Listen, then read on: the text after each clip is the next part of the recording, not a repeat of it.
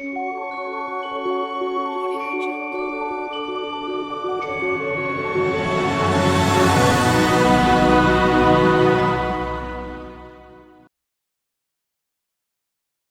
एक छोटे से गांव में एक लड़का रहता था।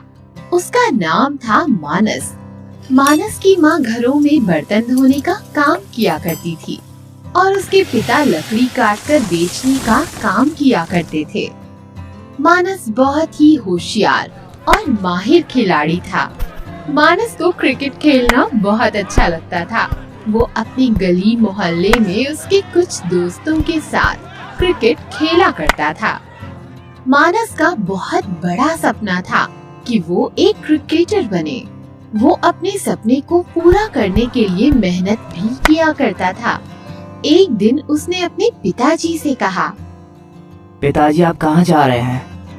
बेटा मैं नदी के उस पार वाले जंगल में जा रहा हूँ। वहाँ की लकड़ियाँ बहुत अच्छी हैं। उन्हें बेचकर कुछ रुपए मिलेंगे तो तुम एक बॉल खरीद लेना।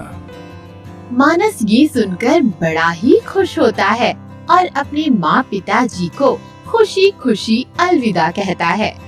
मानस जल्दी से अपना पुराना लकड़ी का बैट लेकर और मोजे की बनी बॉल लेकर अपने मोहल्ले वालों के साथ क्रिकेट खेलने लगता है। कुछ दिन बाद मानस के पिता को हार्ट अटैक आ जाता है और उनकी मृत्यु हो जाती है। मानस के पिता का आखिरी सपना यही था कि मानस एक बहुत ही बड़ा क्रिकेटर बने। पर अब मानस के पिता के मरने के बाद मानस बिल्कुल अकेला पड़ गया था। ना वो बाहर खेलने जाता और ना ही वो कुछ सोच पाता। एक दिन वो उस जंगल में गया जहाँ उसके पिताजी लकड़ी काटने जाते थे। वहीं पास नदी के किनारे एक लड़की बेहोश पड़ी थी। मानस उसकी मदद करने जाता है। उठो उठो, क्या तुम ठीक हो? मैं तुम्हारे लिए पानी लाता हूँ। धन्यवाद, मैं एक परी हूँ। तुम कुछ उदास लग रहे हो। क्या तुम किसी दुविधा में हो? मानस परी को देखकर चौंक जाता है। मानस उसे पूरी बात समझाता है कि वो एक बहुत ही बड़ा क्रिकेटर बनना चाहता है और उसके पिताजी का वो आखिरी सपना था। उसके पिताजी इसी जंगल में आखिरी बार आए थे। परी ये सुनकर मानस की मदद करने का विचार करती है और वो मानस को शीशम की लकड़ी से बहुत सुंदर चमचमाता हुआ क्रिकेट बैट लाकर देती है। नहीं नहीं, इसकी कोई जरूरत नहीं है क्योंकि मुझे क्रिकेट खेलना ठीक से आता ही नहीं है। घबराओ मत, ये एक जादुई बैट है। इसे एक बार इस्तेमाल करके देखो, पर हाँ, इसका सिर्फ और सिर्फ अच्छा ही उपयोग होना चाहिए। किसी को हराने या नीचा दिखाने के लिए नहीं होना चाहिए। मानस परी की बात पर यकीन कर लेता है और बैट लेकर आ जाता है।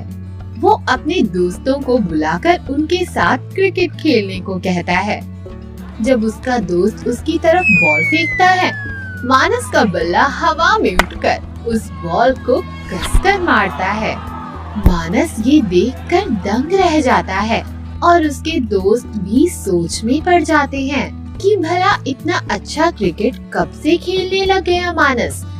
मानस को अब परी की बात पर भरोसा हो जाता है। मानस अब गली से, मोहल्ले से, गांव से, शहर से क्रिकेट खेलने लगता है और अपने गांव का नाम रोशन कर एक बड़ा क्रिकेटर बन जाता है। पर ये सब देखकर उसका चचेरा भाई दीपक बहुत जलता है और वो उसका बैट चुराने का विचार करता है।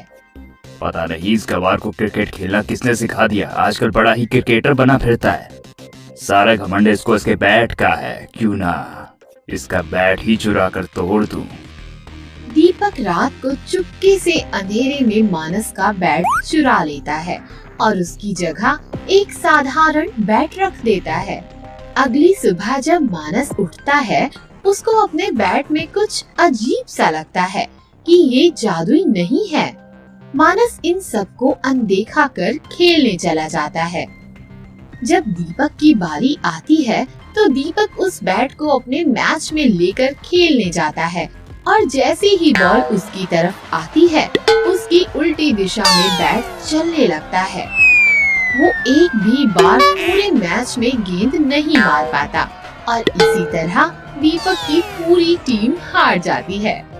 दीपक की इस खराब प्रदर्शन की वजह से उसे टीम में नहीं लिया जाता।